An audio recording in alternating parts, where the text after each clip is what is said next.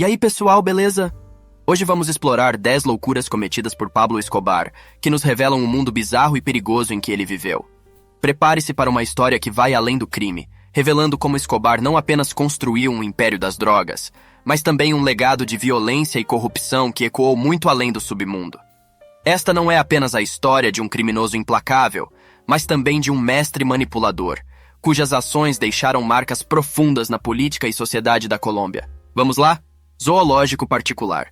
Pablo Escobar nutria uma fascinação por animais exóticos e aspirava a criar uma coleção que rivalizasse com as mais destacadas do mundo. Seu próprio zoológico estava situado em sua vasta propriedade, a Hacienda Nápoles, abrangendo mais de 7.000 acres nas profundezas da selva colombiana.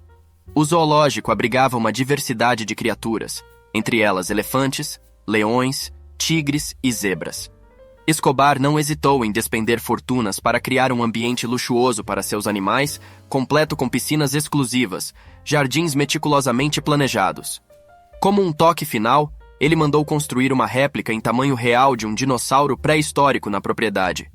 Apesar do espetáculo milionário, o zoológico não estava imune a controvérsias. Muitos dos animais foram adquiridos de forma ilegal, e frequentemente seu bem-estar foi negligenciado. O governo colombiano, por fim, assumiu o controle da propriedade, e os animais foram realocados em diversos zoológicos pelo país. O trágico destino do voo Avianca 203. No dia 27 de novembro de 89, o voo Avianca 203 partiu de Bogotá com destino a Cali, transportando 107 pessoas a bordo. Impulsionado pela crença equivocada de que o candidato presidencial César Gaviria estaria entre os passageiros, Escobar orquestrou um plano para explodir a aeronave. Um de seus cúmplices embarcou no avião com explosivos plásticos e se posicionou próximo ao tanque de combustível, com o intuito de provocar uma explosão devastadora. O avião foi então reduzido a destroços, ceifando a vida de todos a bordo. Os destroços resultantes da explosão causaram a morte de 3 civis em solo.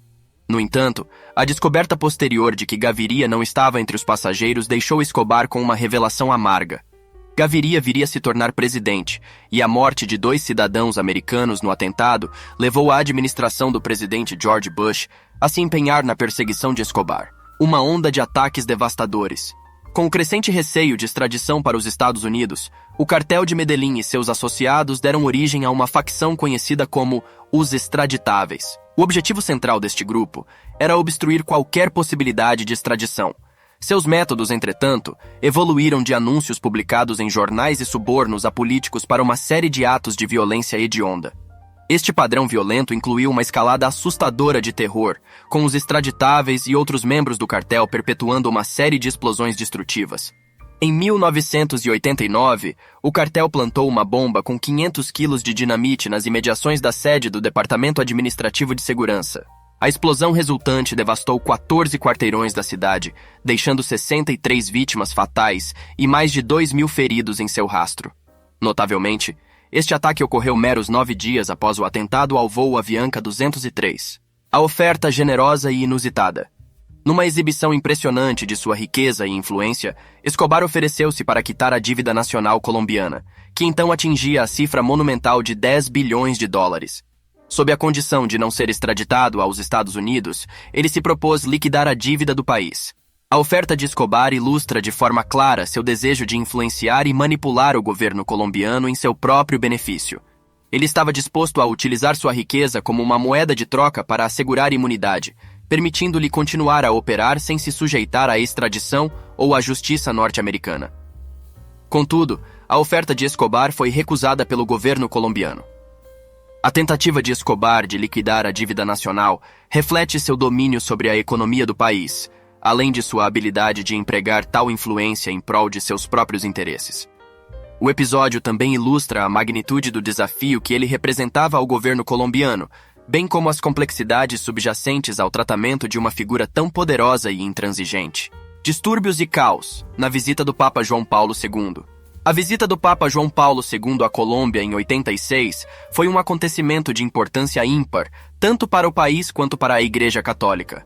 No entanto, a visita ficou marcada pelo caos e pelos distúrbios instigados pelo cartel de Medellín.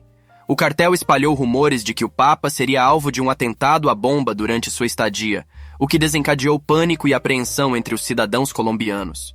O intuito do cartel era acentuar ainda mais a instabilidade do país, criando um clima de tumulto que atendesse aos seus próprios interesses. Embora o ataque em si não tenha se concretizado, o medo instilado pelo cartel resultou em distúrbios e caos durante a visita papal. Este episódio ressalta a habilidade de Escobar em manipular a sociedade e empregar táticas de terror como meio de alcançar seus objetivos. Ele não hesitava em explorar todas as oportunidades para promover seus próprios interesses, mesmo que isso implicasse instigar o medo e o tumulto num evento religioso de grande envergadura. Assassinato de aliados e subordinados. Mesmo aqueles próximos a Pablo Escobar tinham razões para temê-lo.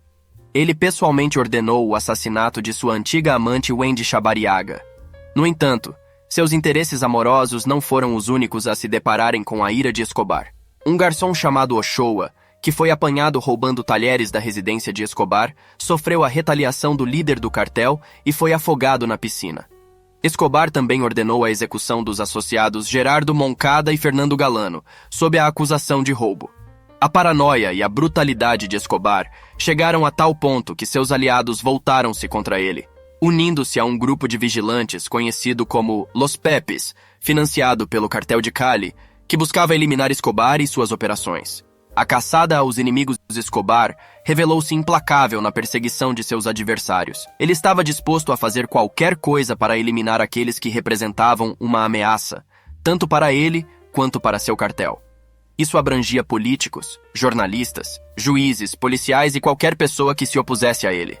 O cartel executou uma série de assassinatos, conhecidos como sicariato, para eliminar seus alvos. Frequentemente, esses assassinatos eram cruéis e públicos, concebidos para servir como advertência aos que se atrevessem a desafiá-lo. Um exemplo notório foi o assassinato do candidato presidencial Luiz Carlos Galán, em 89. Galán representava uma ameaça aos interesses de Escobar e foi assassinado durante um comício público. A caçada por inimigos era uma extensão da abordagem plata ou plomo, na qual Escobar oferecia a escolha entre subornos ou morte. A busca incessante pelos adversários demonstrava a determinação de Escobar em proteger seu domínio e garantir que ninguém pudesse desafiá-lo. Suborno ao governo colombiano. Pablo Escobar era um mestre não apenas do tráfico de drogas, mas também da corrupção. Ele era notório por subornar autoridades e políticos colombianos, incluindo juízes, policiais e membros do Congresso. Ele usava sua grande fortuna para subornar aqueles que bloqueavam seu caminho, assegurando que pudesse operar com impunidade. Um dos exemplos mais marcantes da corrupção de Escobar foi seu envolvimento nas eleições de 84 para a presidência do colombiano Belisário Betancur.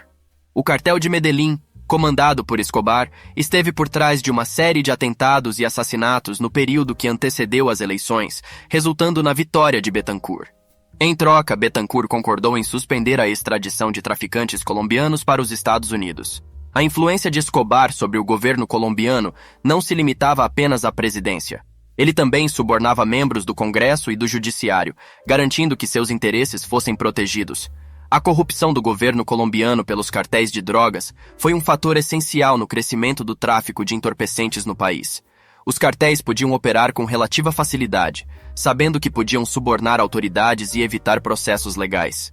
A corrupção também corroeu a sociedade colombiana, gerando um sentimento generalizado de desencanto e uma perda de confiança nas instituições governamentais. A história da corrupção de Pablo Escobar serve como um alerta sobre os perigos do poder desenfreado e os efeitos nocivos da corrupção. A política do plata ou plomo. Plata ou plomo é uma expressão em espanhol que significa prata ou chumbo. Esta expressão encapsula a abordagem de Escobar para lidar com autoridades, políticos e qualquer pessoa que cruzasse seu caminho. Ele oferecia uma escolha simples: aceitar subornos em dinheiro ou enfrentar a morte. Esta estratégia brutal ajudou a solidificar o poder de Escobar, assegurando que ele pudesse operar com impunidade. Aqueles que aceitavam o suborno frequentemente eram cooptados para o esquema de corrupção, tornando-se cúmplices em suas atividades criminosas. Aqueles que se recusavam a ceder frequentemente encontravam a morte. A abordagem plata ou plomo permeou todos os estratos da sociedade colombiana, desde o governo até a polícia, o sistema judiciário e até mesmo as comunidades locais. Era uma maneira eficaz de garantir a cooperação e silenciar a oposição. Entretanto, também gerou um clima de medo e terror em todo o país, O legado do plata ao plomo ainda é sentido na Colômbia, onde a violência ligada ao tráfico de drogas deixou marcas profundas. A abordagem de Escobar é um exemplo extremo de até onde alguém está disposto a ir para alcançar seus objetivos e de como a violência pode ser empregada para manter a influência. O emprego do narcoterrorismo. Pablo Escobar foi um dos pioneiros no uso do narcoterrorismo como uma ferramenta para atingir seus objetivos. Ele não somente utilizava a violência para salvaguardar seus interesses comerciais, mas também para influenciar a política e a sociedade colombiana como um todo. O cartel de Medellín realizou uma série de ataques à bomba e assassinatos como parte de sua estratégia de narcoterrorismo. O objetivo não era apenas eliminar concorrentes, mas também intimidar o governo e a sociedade, desencorajando-os de intervir em suas operações. Um dos atentados mais marcantes foi o ataque à sede do Departamento Administrativo de Segurança em Bogotá, resultando em dezenas de mortes. Escobar também estava por trás do assassinato de diversos políticos e juízes que se opuseram a ele. O emprego do narcoterrorismo pelo cartel de Medellín criou um ambiente de medo e instabilidade por todo o país, uma vez que a população se via refém das ações brutais do cartel. A história de Pablo Escobar transcende o mundo do tráfico de drogas, retratando um homem que manipulou, subornou e aterrorizou para construir seu império.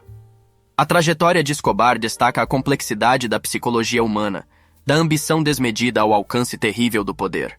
Embora tenha eventualmente encontrado um destino trágico, seu legado continua como um lembrete sombrio dos extremos que um homem é capaz de atingir em busca do poder e da riqueza. Gostou deste conteúdo intrigante sobre Pablo Escobar? Então, compartilhe com seus amigos para que eles também possam conhecer essa história complexa e impactante. Se inscreva em nosso canal para não perder os próximos vídeos e nos ajude a crescer. Se você aprecia conteúdo que estimula o pensamento, curta e deixe seus comentários abaixo.